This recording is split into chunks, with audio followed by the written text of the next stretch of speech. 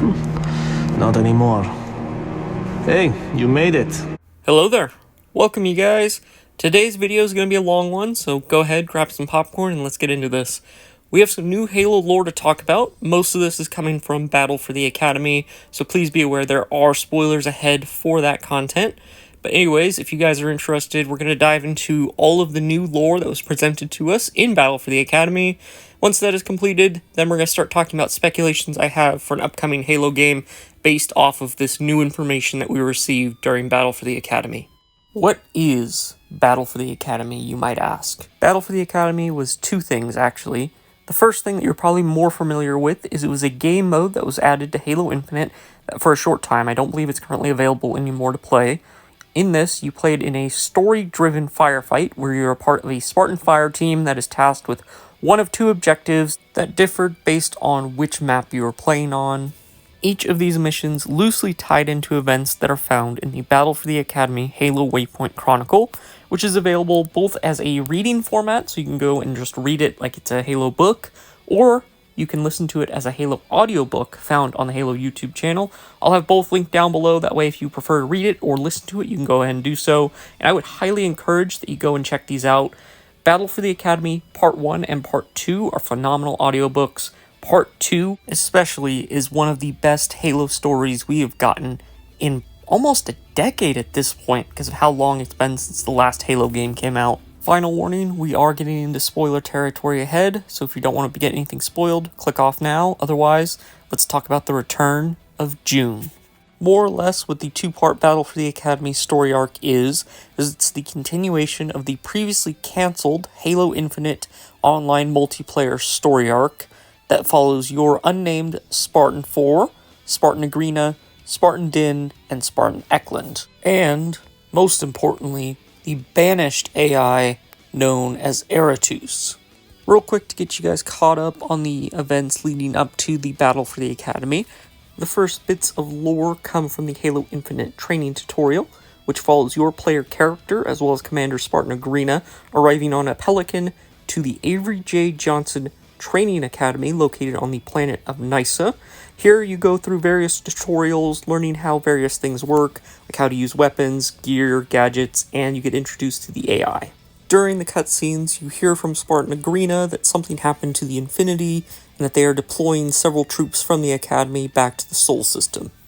The events of the Training Academy scenario was actually happening roughly the same day, maybe a day or so after the events of the opening cutscene for Halo Infinite, where the Master Chief is fighting the Banished on board the Infinity before being thrown out by Atriox and the Infinity presumably being lost with the majority of the crew. We don't actually know what happened to the Infinity still at this time. The battle on board the UNSC Infinity alongside the Training Academy scenario mission both happen in December of 2559. The next course of events are all going to take place over the span of about 3 months, ending on March 3rd of 2560 with Battle for the Academy Part 2. The next bit of lore came during the Halo Infinite Lone Wolves update, season, whatever you want to call it. In this, we're introduced to Din and Eklund for the first time after they captured a Banished Phantom to make their return to the Avery Johnson Training Academy. Din has the Banished AI Eratus on board his AI slot and is currently in a pretty much catatonic, comatose state where he's unable to move and he's unable to make contact with any of the other Spartans. Eklund, Agrina, and your player character bring Din to the AI lab of the Avery J. Johnson training facility. This is the same lab that you go to during the Training Academy tutorial. Eklund, what exactly did Spartan Din put inside his head? A banished AI. The first I've ever seen. That anyone has ever seen. Who dares to cage the mighty Eratus? After plugging Din into some machines there at the base, Eratus makes his ugly first appearance. While Spartan Din is unconscious, Eratus is inside of his Neuralink, attempting to learn everything that Din knows, and forcing him to replay several events from his life that are kind of harrowing, such as a time where Din was a lone survivor after his team was wiped out.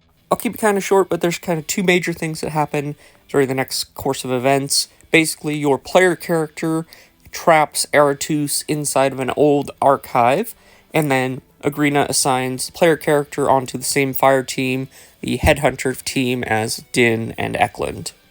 Din finally wakes up and rejoins the team with you and Eklund. Din, however, is still plagued with bad memories and things that Aratus planted in his head.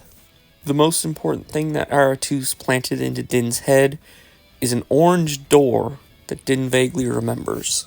Several days, possibly a few weeks, go by, and then during a Spartan training exercise inside of the academy, a frag grenade is thrown, and that grenade blows the paint off of an orange door that many thought was just a prop door that was there for the simulation, but underneath the door it reveals an ONI symbol. Shortly after this, your player character finds Din trying to break down the door and try to get inside. At this time, Din kind of reveals to you that the Spartan training facility used to be an ONI black site during the Human Covenant War, and that there were secrets buried beneath the base.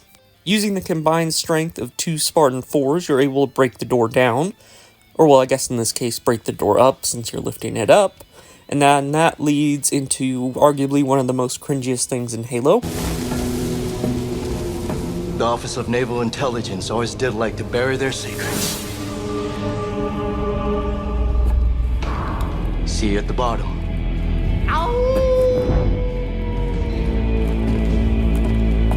Even the player character acknowledges that being cringy in-game by shaking his head. You and Din jump to the bottom of the elevator shaft to find what is presumably an ONI research laboratory of some kind.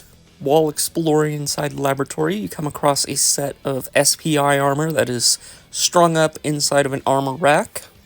And at this time, Aratus makes it known that he was never contained, he was just waiting. Waiting for Din to bring him down here into this lab, so that Aratus could take over an ONI mainframe, not only taking all the knowledge that ONI knew, but taking control of the base and essentially turning it into Skynet. Which led into a major conflict with Aratus, ultimately leading to him signaling the Banished of where the Avery Johnson Training Academy is, and calling for backup, which is what leads into Battle for the Academy.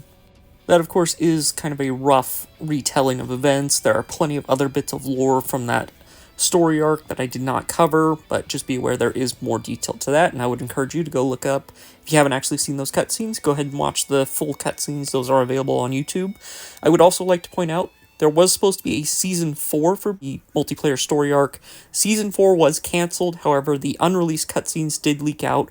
Those are non-canon. You are going to see some footage from those cutscenes throughout this video that I'm doing now, just because that cutscene is available, and it features several of those characters like Din, Eklund, and Agrina, so that's why you're going to see that footage. Battle for the Academy Part 1 takes place on February 29th, 2560. It starts off pretty much exactly where the cutscene that is currently playing on the screen right now ends, with Din and the player character down in the ONI lab with Aratus, who just made his presence known. And then I want to point out, Din refers to the player character as being Rook for the entirety of Battle for the Academy, so I'm going to refer to your character as Rook going forward. I'm assuming that Rook is just short for Rookie, since your character is the new member of the Lone Wolves Fire Team. I don't think that your character's last name is supposed to be Rook, but just be aware all of the other Spartans are referred to by their last name. Cutting back to the story, Din and Rook are inside the ONI lab with Aratus. Aratus now has full control over all of the base, not just the ONI lab, but everything at the Avery J. Johnson Training Academy. Aratus has control. Din makes the attempt to try to disable the SPI Armor Core reactor. Aratus, however, in retaliation, threatens to detonate the reactor's nuclear core, which would kill Din and Rook. Din makes the order to fall back. Him and Rook leave the ONI lab and make their way up, trying to contact Agrina and Eklund, finding that all communications have been disabled by Aratus. While attempting to find Agrina and Eklund, Din orders Rook to split off, find transport, and go and warn any and all outposts in the area of the Avery Johnson Training Academy, since contact has been lost, so that they can know what is going on. Din finds Agrina, Eklund, 3 new named characters, as well as several unnamed characters that are already aware of the situation in the Avery Johnson Training Academy's AI lab. We're introduced to 2 new Spartans, Spartan Page and Spartan UNESCO, who are just kind of background characters pulling security. And we're introduced to the Training Academy's cybersecurity chief, Hannah Roberts, and about a half dozen other scientists, personnel that are working on trying to figure out a way to work around Eretus. Roberts, Din, Eklund, and Agrina discuss what needs to be done next. The decision is made that they need to prepare all ships that they have available for transport off-world. At this time, Agrina informs us that the majority of ships that would have been stationed at the Academy were redeployed to the Sol system back in December 2559 after the Infinity went missing, leaving them with only 4 Condors and 1 courier ship that are FTL capable, and that is not enough room for every soldier they have. Din brings up to Agrina that not all Spartans are going to want to abandon the Academy, as many of them see that the Academy is their home. Spartan Page from the background steps forward and agrees with Din, saying that they would not want to leave the Academy. Agrina smiles at that, however she recognizes that there are protocols in place. There are certain key personnel that need to be escorted off the facility site before the Banished show up. Agrina sends Eklund, Page, and UNESCO to round up those key personnel. Agrina and Din set out in a Razorback to go and enact the Cole Protocol at all UNSC facilities on the continent, while Roberts and the unnamed staff members stay at the facility to work on workarounds to try to remove Eretus from the system to regain some of the abilities of the facility. While enacting the Cole Protocol at a communications relay hub, Din and Agrina are greeted by Eretus, who informs them by letting them know he now has access to fireworks, meaning he now has access to surface-to-air missiles. The story then cuts over to Eklund, who is now over at the hangar bay that the 4 Condors and the courier ship are being held at. She is accompanied by the 2 new Spartans, Page and UNESCO, as well as 2 new Marines for the story, a female Corporal Neely and a male Private Patent. The 5 of the characters are working on loading up the Condors and the courier ship with as much supplies, rations, ammunition, and anything else useful that they may need for their time in slip space, because there are no cryopods on the vehicles. Corporal Neely spots movement off in the distance. Herself, Private Patent, and Eklund step outside to see what is coming, to find 8 inbound surface-to-air missiles headed for their location. The 3 that stepped out survive. Spartans Page and UNESCO are killed when the 8 missiles impact, destroying all 5 transport ships. We then cut over to Din and Agrina, who are in a Warthog headed to the hangar. They have the unfortunate sight of seeing the missiles headed inbound and knowing they can't do anything. Moments after the missiles impact at the hangar, Chief Roberts is able to semi-kick Eretus out and take control over the comms channels again. She's able to radio Agrina and Din and let them know Eretus has already marked the next target for a missile strike, being the Academy. At this time, Agrina lets us know that there are over 50 Spartans, plus over 100 Marines, and base personnel still located at the Academy, and if they don't do something to stop those missiles from launching, all those souls could potentially be lost. The radio channels are still active. Agrina makes the hard call and orders all air support in the area to eliminate the anti-air defenses to save the Academy, but open it up for future attack. 11 Pelicans respond to Agrina's message to attack the anti-air defenses. 10 of them head there. 1 Pelican is diverted over to Agrina and Din's location at the destroyed hangar bay. The 11th Pelican heads over to help with searching for survivors. We are also introduced to a new type of Spartan that is on board this 11th Pelican, a medic Spartan that has specially fitted medical gear attachments to their armor, including deployable stretchers that line their back.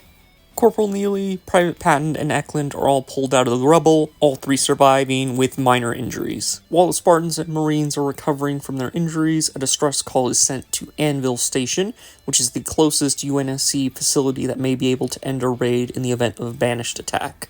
The Spartans have about 2.5 to 3 days to prepare supplies, barricades, defenses for the incoming Banished attack.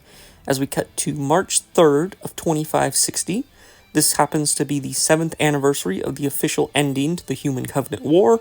It is also taking place at the same day and same time as the events of Chapter 21 of the Halo book, Rubicon Protocol. Not to get too far derailed off topic, but just as a little heads up of what was happening there, in Chapter 21, the actual namesake Rubicon Protocol is used for the first time. Spartan Kovan, Lieutenant Murphy, and the rest of the boat crew, who are all survivors of the UNSC Infinity, 30 days after the events of the Battle of the Mortal Reverie, they're making their way, surviving as a single squad, making their way through Zeta Halo. They come across an abandoned UNSC fob. Here, they're able to resupply, get some new gear, and move on. And while they're there, they're able to listen in to a radio channel, and they're able to hear Spartan Sorrel issue the Rubicon Protocol, which essentially is all-out guerrilla warfare. Getting us back on topic, we cut back to Battle for the Academy Part 1. At the very end, the last 3 minutes or so, we cut to the Ghost of Kovo, which is a Banished ship, as it arrives above Nysa on March 3rd, 2560. The Ghost of Kovo is captained by a human, not only a human, but the first Spartan to join the Banished, the cannibal Elsa Zane. Zane gives a rallying speech to her troops from the bridge of the Kovo as she and her brute chieftain Atticus gather their troops and prepare for war. Zane makes a mockery of humans and their hope. This marks the end for Battle for the Academy Part 1. One other thing to touch on for Part 1 is the title picture that is used for the audiobook. With this picture, we see Spartan Agrina, Din, and Eklund, along with a fourth Spartan, who happens to be wearing green, Reach-style scout armor with a sniper rifle. Does that look like Jun? We'll find out in a moment. Also, you get to see the Academy in the background with two pelicans flying overhead, and off to the right, you get a red haze as the Banished approach. Battle for the Academy Part 2 opens with a clear distinction that this is happening 3 months before the Master Chief is awoken on Zeta Halo. 4 hours after the Kovo arrived in orbit above Nysa, Elsa Zane and her brute chieftain Atticus make landfall to attempt a non-violent parley. They land and they make an approach towards an incoming Razorback that contains Agrina, Din, and Eklund. Elsa Zane offers the Spartans a deal. If they provide 2 things to the Banished, they will leave without bloodshed. The first being the Banished AI, the second being Din. Agrina almost immediately denies this request to Elsa Zane. Zane simply says, good, and as she says that, the Ghost of Kolo enters atmosphere and begins launching phantoms, banshees, and dropping pods down to the surface, marking the beginning of the Banished invasion of the Academy. Zane and Atticus withdraw without bloodshed. Agrina, Eklund, and Din bound on their Razorback and head to the Academy. The Banished invasion of the Academy has already begun. We cut to a new Spartan, Spartan Eusebio, who was taking cover behind a drop wall shield that he deployed. Eusebio has orange armor, so it's possible that he is this Spartan in the Pelican in the opening cutscene for Halo Infinite's multiplayer. We also find out very quickly that he is a former ODST that joined the Spartan 4 program. Spartan Eusebio is fighting alongside Spartan Agrina in a condensed hallway as Banished forces continue to pour in. They are being forced to fall back to a rally point. We're then introduced to 3 new Spartans, Spartan Denning, Spartan O'Brien, and Spartan Sinclair. Agrina orders Din, O'Brien, and Sinclair to head up and reinforce Eklund at a power junction box. Herself, Denning, and Eusebio stay to reinforce the bay doors and prevent further Banished reinforcements from entering the facility. Din's squad successfully moved up to reinforce Eklund. A brute berserker manages to break the Spartan's line, pinning O'Brien up against the wall. Spartan Sinclair jumps on the brute's back, trying to stab it in the neck. His attack is unsuccessful. The brute manages to get Sinclair off of his back, throwing him on the ground so hard that his helmet flies off. Din focuses all fire that he has from his bandit and then switches to a bulldog to try to stop the brute berserker before he brings his fisted hands down onto the unhelmeted head of Spartan Sinclair. Unfortunately, he is not able to stop the brute in time. The brute smashes down, killing Sinclair, but before Sinclair dies, he managed to give the brute an old earth archaic hand gesture with only one finger. Din managed to successfully kill the brute berserker with the last round from his bulldog shotgun. Eklund grabbed the unconscious O'Brien, and the 3 fell back to a safe position. From here, Spartan Agrina comes over the radio and requests Din and Eklund join her on the west side of the facility. Once they arrive to Agrina's location, she informs them that she is sending out Spartan fire teams to enact the Cole Protocol at all remaining UNSC facilities that her and Din were unable to get to the last couple of days. These Spartan fire teams are your Spartan Fire team, the one that you play as during the Halo Infinite multiplayer game mode of Battle for the Academy, as you go through the Academy and complete objectives, one of which being the Cole Protocol. Agrina is interrupted as Iratus comes over the comms, calling the Spartans foolish for trying to defend themselves. He then opens every door in the facility. We then cut to the Sword of Conjunction, a joint human and elite ship that enters the atmosphere above Nysa, under command of elite ship mistress Veda Etal. They rendezvous with the UNSC Fearful Symmetry. The ship mistress takes a call from a Spartan on board. The hollow emitter comes to life, and a male with a shaved head and an odd marking on the left side of his face that looked like a fist full of arrows comes to life on the hollow screen. This Spartan, of course, is Jun, Sierra Alpha 266. Jun, of course, being one of the final members of Noble Team still standing after the events of Halo Reach. Many thought that Jun was killed at Laconia Station when it was destroyed when its AI Leonidas joined forces with Cortana and destroyed the station, killing all hands on board. Presumably Jun, who was the commanding officer of the station, was killed. However, Jun survived. Prior to his appearance in Battle for the Academy, Jun was name-dropped in a Halo Waypoint article where a essentially in-universe email was sent from Rosenda A344 to Jun, which was a reply to a request from Jun asking Rosenda to meet him at the Avery J. Johnson Training Academy. Don't worry, we've got plenty more to talk about Jun later on. We're going to cut back to the story at this time. So the shipmistress takes the call from Jun. Jun lets the shipmistress know that they are still quite a ways out and that she should begin evacuating personnel off-world as soon as they can. Shipmistress deploys Rift teams, which are joint human and elite fire teams, down onto the planet via drop pods. We then cut to the drop pod bay of the ship, where we meet reoccurring characters. Actually, this is their second appearance in Halo lore. Spartan Adrian Vesco and his Rift partner, Elite Ovitar, both having appeared in the Anvil Accord Halo short story, which was a similar format to this. It was a Halo Waypoint Chronicle, where you could read it or you could listen to the audiobook. Two other Riftborn teams were gearing up as well, first being Spartan Babbage and Elite Tozari, the other being Spartan Prentice and Elite Owakal. The Riftborn fire teams consisted of 2 members, 1 human, 1 elite. From what I can tell, they also used the opposite species' weapons. So in Vesco's case, he is using the Pulse Carbine. In Ovitar's case, he's using the M739 light machine gun. Also, Ovitar is an elite that makes dad jokes. The 3 elites and 3 Spartans make landfall. Spartan Babbage takes command. The 3 Riftborn teams separate into each of their 3 respective teams to search for Spartan Agrina as well as any other survivors that they come across. As Vesco and Ovitar prepare to breach the armory, we find that Ovitar is wearing a new type of elite headwear, some type of helmet that allows the fitting of an eyepiece that can drop down over his right eye, that both feeds what he sees into Vesco's helmet. It also feeds what Vesco's helmet is seeing into Ovitar's eyepiece, so they get kind of like a cross body cam footage so they can each see what's going on.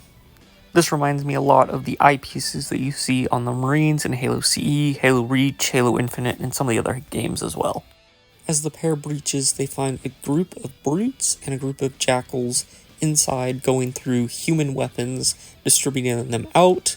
Jackals are wielding human sniper rifles, some of the brutes are wielding shotguns, 1 brute is still wielding his gravity hammer.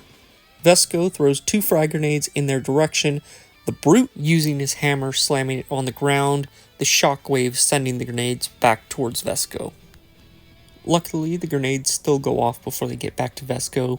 They stun the brutes and the jackals long enough for Ovitar to pop out with his machine gun and mow down the jackals and one of the brutes. The other brute and the chieftain dive for cover.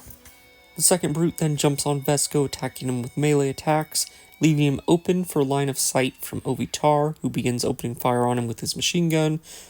This took eyes off the brute chieftain, who used it to his advantage to slam his gravity hammer into an unsecured weapons locker, sending the locker into Ovitar. knocking him off his feet, dropping his gun. Vesco gets the brute off of him. He runs over, picks up the machine gun, unloads the remaining magazine into the brute chieftain, to no effect. The brute chieftain advances while Vesco is trying to reload. However, he wasn't carrying the light machine gun, so he didn't have any ammo on his person, so he had no ammo to reload with. The brute grabs the gun out of his hand, tosses it aside like a toy, and then smashes Vesco in the head with his fist, bringing him down to his knees. Before the chieftain can attack Vesco any further, Spartan Agrina, accompanied by Corporal Neely and about a dozen other Marines, enter the room, opening fire on the brute chieftain. Vesco loses all focus on the brute chieftain and only focuses on Ovitar. He crawls over to him, and Ovitar, in his dying breath, lets out one last dad joke before passing away. Vesco, who is likely suffering from a concussion, is carried out by Agrina. Agrina, Neely, and Vesco, along with the Marines, fall back to the AI lab. The Marines set up barricades outside, while Agrina meets with Chief Roberts and discusses some stuff, and they get a call saying that Spartan reinforcements have arrived. Din makes a comment about how good job that Rook must be doing out there. After a couple minutes of recovery, Vesco gets to his feet and informs Agrina, Din, and Eklund what needs to happen, and that he's there to extract them out. Agrina volunteers to stay behind to defend the AI lab to help prevent Banished forces from gaining Eratus from the AI lab. Vesco and Roberts deny that request. Roberts takes command, saying that she outranks Agrina when it comes to cybersecurity, and orders her to fall back with Vesco to get onto the Pelican. Corporal Neely and Private Patton volunteer to stay behind with Roberts to defend the position. And I'm assuming those are the Marines that you see during the Halo Infinite multiplayer game mode of Battle for the Academy. Agrina, Din, Vesco, and Eklund fall back to the nearest landing pad where they can be picked up by a Pelican. The rest of the Marines stay behind with Neely, Roberts, and Patton. We then cut to Pelican 198 as it makes its way down to the rally point that Vesco set up. This Pelican, of course, has two Spartans on board: Jun, A266, and Rosenda, A344, both Spartan 3s, ready for some action. This marks the first official time Jun has put his Mjolnir power armor back on since the end of Halo Reach. Rosenda is loading up a Hydra launcher. When she's loaded it up, she stows it and hands Jun a sniper rifle. Jun takes the sniper rifle from Rosenda, and I'm sure somebody in the comment section down below is going to ask who Rosenda is. Rosenda essentially was a 7th member of Noble Team that got cut. However, she did remain canon, and she was kind of made into as a alternate member of Noble Team. So something that not a lot of people realize about Noble Team is it was not actually a fixed roster. It actually had a rotating roster with other Spartans that would rotate onto the team. Rosenda specifically was an alternate for Noble 4, and she would replace Emil on certain missions, depending on what was going on in that mission. Jun also mentions that he can count the number of Alpha Company Spartan 3s that are left alive on one hand. Jun also makes mention of Rosenda being one of the last few people left that he knows he can trust, and that's why he wants to keep her close.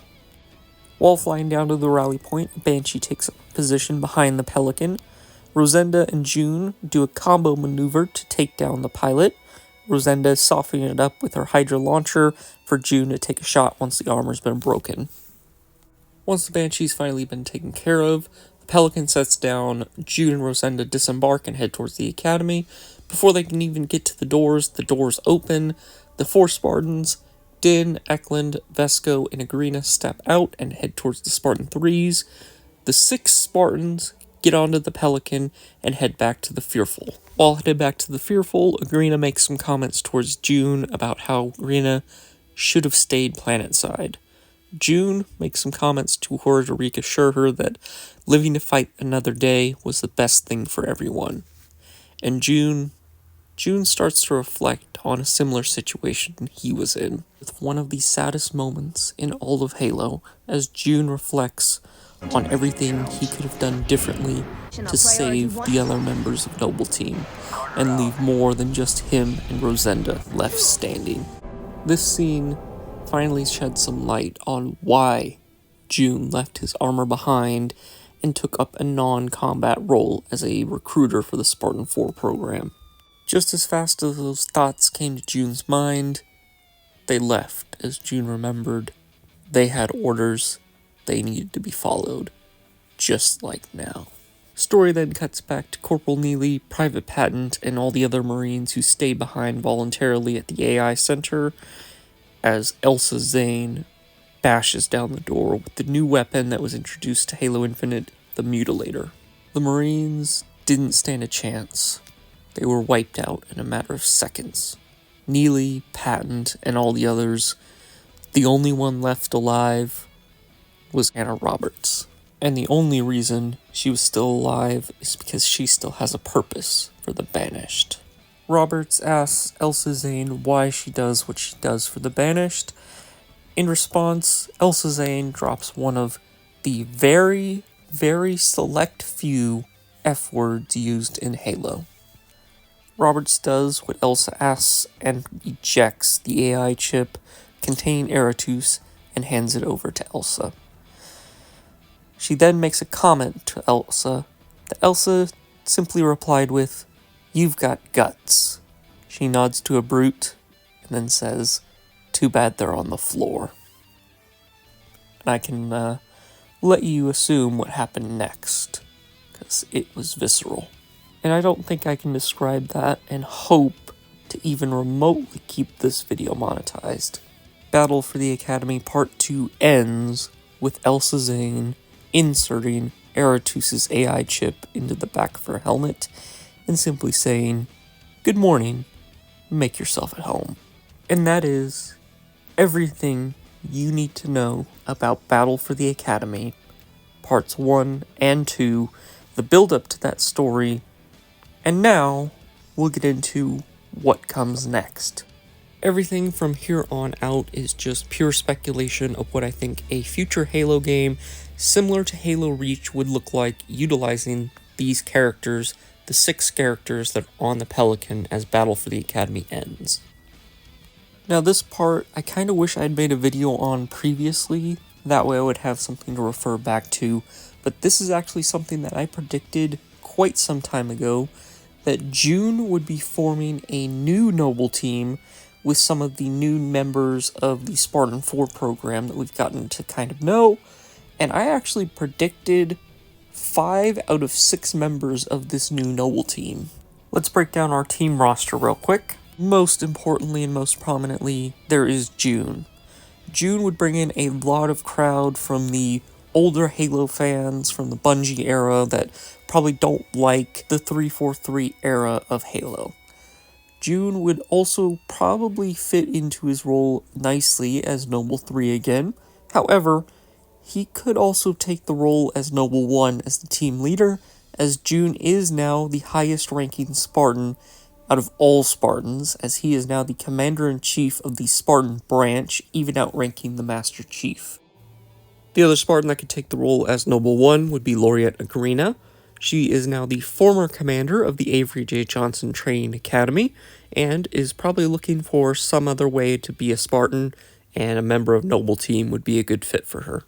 The next member of the Spartan team would be Rosenda, who I don't think there's any way of saying she wouldn't be a part of this team, as Jun even said himself he plans to keep her close. The next 2 members of this new Noble team would be Sigrid Eklund and Hugh Din, both former members of the Lone Wolves Headhunter Fire team. Although granted, I wouldn't necessarily say formally, they could still be active in those roles as headhunters, but they could take a step aside from that to join Noble Team. That leaves us with our 6th member, being Adrian Vesco. He is the one that I did not predict, mainly because I didn't really know who Adrian Vesco was until about a week ago. Vesco is the kind of wild card that I wouldn't have predicted, because I personally would have put this slot as being the player character, not as Adrian Vesco. As I said earlier, Vesco has only appeared twice now in Halo lore, the first time being in the Anvil Accord, and now in Battle for the Academy Part 2, both appearances limited to Halo Waypoint Chronicles, so I figure there's a very slim amount of fans that actually know who this character was. If you knew who Vesco was before Battle for the Academy came out, go ahead and drop that in the comment section down below. I will say that Vesco did just lose his partner, Ovitar, who he'd been partnered up with for 5 years. So Vesco could be looking for somewhere new to fit in on a new team, since his old team is now just him. And what exactly would this new noble team be doing, I hear you ask? Well, Elsa Zane just tripled in her lethality, having the Banished AI Eratus inserted into her AI slot, essentially becoming the Master Chief and Cortana of the Banished. Elsa Zane could become the first human antagonist that we receive in a Halo game, and she would be very fitting as one. Having an antagonist like Elsa Zane in a Halo game would almost certainly guarantee Halo bringing it back into a M-rated platform and dropping the T for teen rating for Halo that it does not deserve. Something else that Jun's Noble team could be working on is tracking down the Master Chief. Personally, I wouldn't want to see them doing that. I would rather see them fighting Elsa Zane in the Banished while the Master Chief is off doing his thing, fighting Jaga, who is, as confirmed, to still be alive. As Jaga has been confirmed that he will be the main antagonist in the upcoming Halo book, Edge of Dawn, which is set to release later this year in 2025, will be one of the very first post-Halo Infinite stories for the Halo universe. As I said, I personally would rather see the Master Chief go off do his thing, while Jun and his noble team take on Elsa Zane. One final theory I would like to leave you guys off with before we end this video. Do you guys think that Elsa Zane could be infected by the Flood Logic Plague, and that's what causes her to be so insane? Child of my enemy, why have you come? I offer no forgiveness of others' sins, cast to his son. I bring that up as a possible potential future for the Halo universe, as another Halo Waypoint Chronicle, known as Saturn Devouring His Son, leaves us with Flood-infected Spartan 4s that are let loose on the galaxy and have yet to be found. But that, of course, is a topic for another day. With that, if you made it this far into the video, I appreciate you. Thank you so much. This is a long video, I know, but if you made it here, thank you. Make sure you like this video, and if you haven't hit subscribe, please go ahead and do so. I'm going to be doing a lot more Halo lore content in the future, so if you're interested in that, make sure you hit that subscribe button, and drop a comment of what you think the most interesting thing you learned today was. And as always, remember, reach.